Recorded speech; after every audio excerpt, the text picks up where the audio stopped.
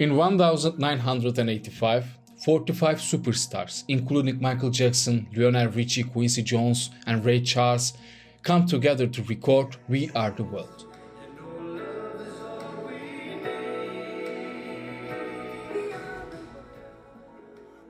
This song was made to be voice of the people in Ethiopia, where a devastating famine was occurring at the time. Out of a population of 40 million, 8 million were severely affected by this famine, and 2 million people were displaced from their homes. At the time, the entire world relied to support the campaign.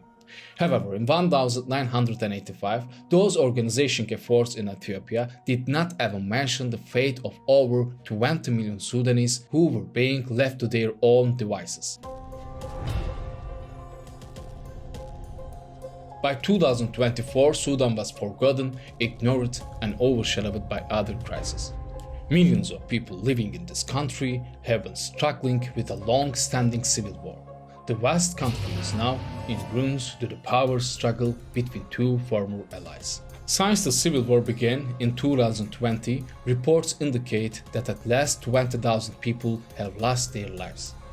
However, it is believed that the actual numbers are much higher. Population is in desperate need of humanitarian assistance.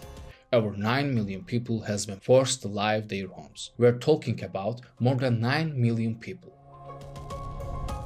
Thousands of houses, schools, hospitals, and essential civil infrastructure have been completely destroyed. Moreover, the economy has been devastated. Experts predict that rebuilding the country will take at least a generation. The situation serves as a crucial example of how major organizations like the United Nations have failed to respond effectively to modern crisis, a lingering issue from the Cold War era. Sudan is the country experiencing the most severe hunger in the world, with over 20 million people in need of humanitarian aid. The tragedy is so immense that refugees are resorting to eating dirt grass and leaves just to survive.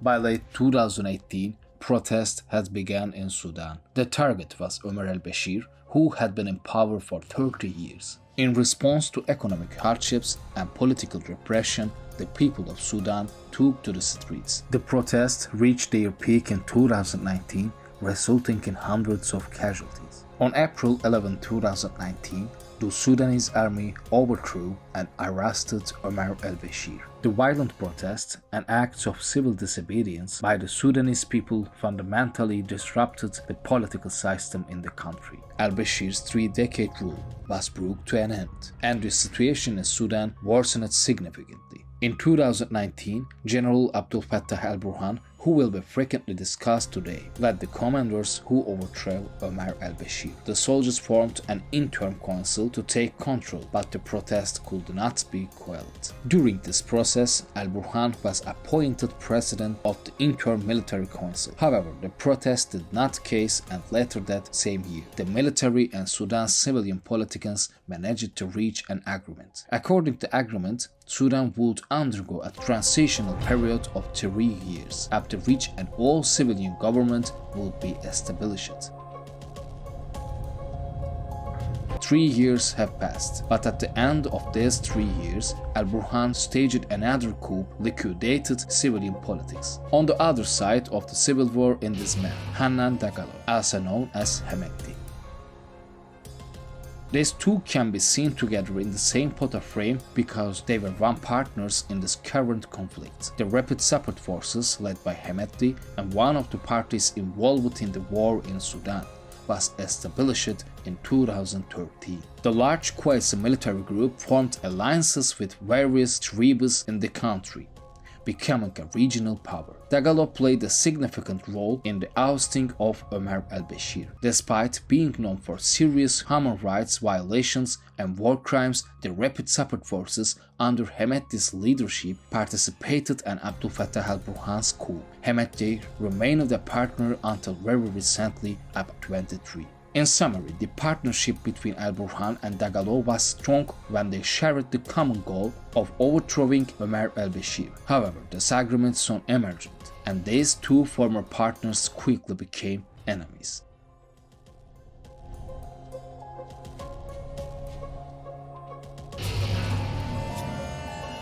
The violence in Sudan has reached a stalemate with the involvement of international actors. At the center are two commanders who cannot come to an agreement. Both have other powers backing them. Let's briefly examine this chess game in Sudan, where only the people are suffering.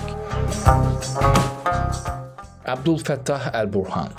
Since the beginning of the civil war, his most important ally has been Egypt, Sudan's neighbor. After the conflict erupted, 500,000 Sudanese were forced to fly to Egypt as refugees. Burhan and Egypt's President Sisi share some similarities. Both came to power through coup. Sisi seized power in 2013 by overthrowing Morsi, while Burhan staged his own coup in 2021. Both are military coup leaders. Another supporter of Burhan is Eritrea, which was one of his first stops when he resumed foreign travel last year. On the other hand, Iran has also been supporting Burhan. Since late 2023, it has been known that he received financial backing from Iran. Additionally, Iran-made drones have been found in use by Burhan's forces in Omdurman. Among Burhan's supporters is Zelensky. You might wonder what Ukraine has to do with this.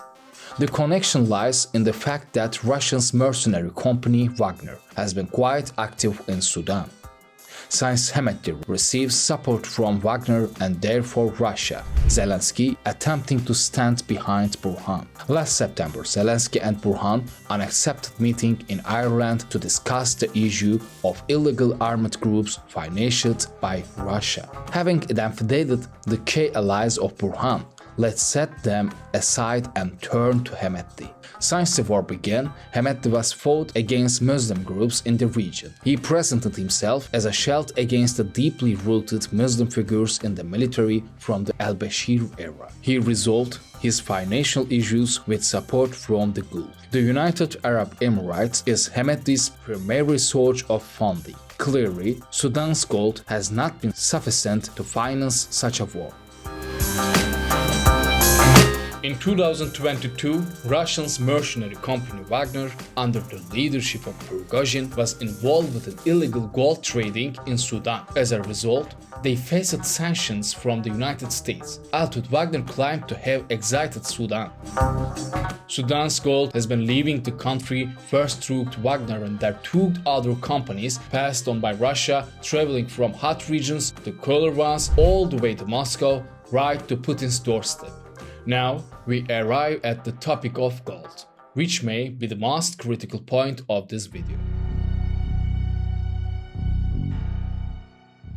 After South Sudan declared independence in 2011, Sudan experienced a dramatic 75% decrease in oil exports, as the oil resources remained in the south. Since then, gold from North Sudan has become a crucial resource for the country. In 2022, Sudan generated over $2 billion in revenue solely from gold.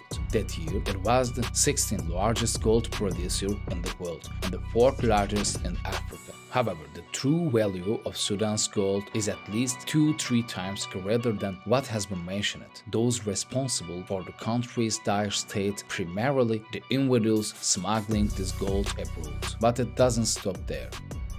Gold extraction is an extremely arduous task that requires careful attention. Miners must use substances like mercury and cyanide. When these materials are used recklessly and without proper precautions, they devastate the environment. When we talk about environmental destruction, it's not just an ecological issue. Unconscious gold mining is ruining lands that could be used for agriculture and livestock by the Sudanese people. For instance, a report published by Radio de Banga in 2022 focused on 3 sites in the northwestern part of Sudan's Gadaref state, 2 of which were mining sites and 1 a waste site. The report indicated that all 3 sites had been contaminated with both lead and cyanide. This is just one example. Currently, a large portion of Sudan's land has been heavily damaged. Sudan has two legal frameworks governing its gold mining activities. These are the mining law established in 2007 and the Mineral Wealth and Mining Development Law enacted in 2017. Both laws are extremely intricate and lack comprehensiveness, allowing anyone to enter Sudan and mine gold with minimal restrictions. As a result, they focus on carrying out their work in the easiest and most careless way possible. These regulations lack comprehensive studies on environmental safety and public health, which companies exploit. This is what we mean by exploitation and pillage.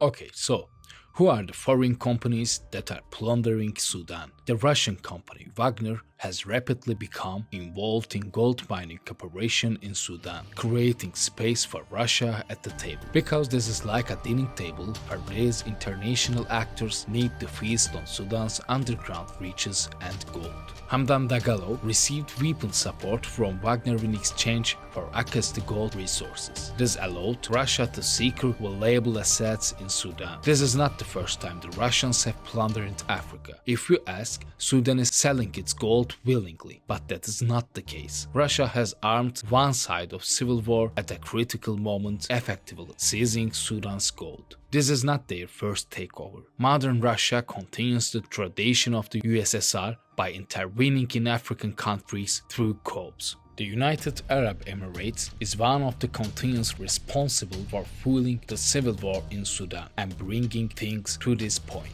As mentioned earlier, for the United Arab Emirates administration, Sudan is key to their strategies in the Middle East and Africa. They are gaining fighters from Sudan for the conflicts in Yemen and benefiting from its gold. Emirates played a significant role in the ousting and the formation current actors. Egypt is another country that supported the coup in 2021, as we discussed earlier. Egypt has a direct connection to the wars in Sudan, and hundreds of thousands of refugees fleeing Sudan have poured into Egypt. Unlike Sudan's other neighbors, Egypt has profited more from this refugee influx.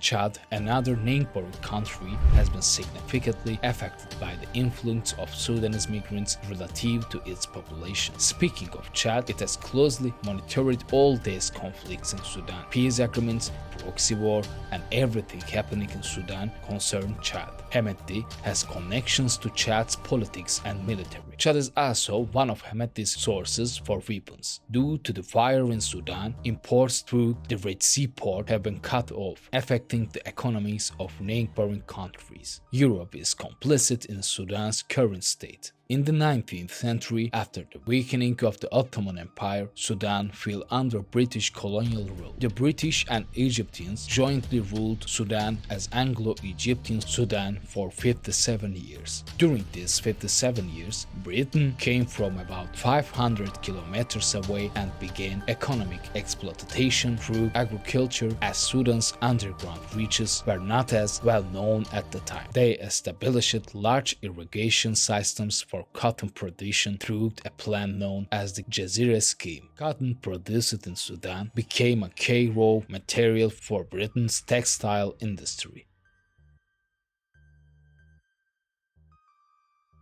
What's happening in Sudan has once again highlighted an inadequacy of international organizations such as the United Nations, African Union, whether regional or global.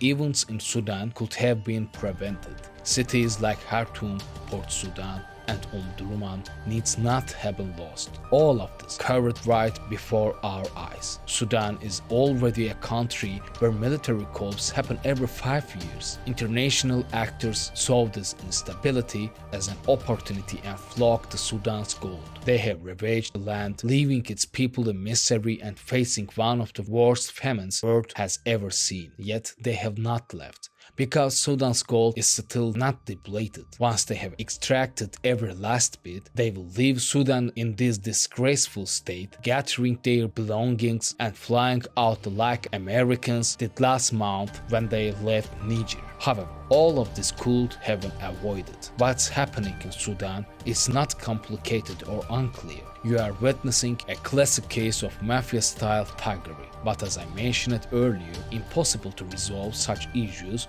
with institutions left over from Cold War, especially given the current global situation.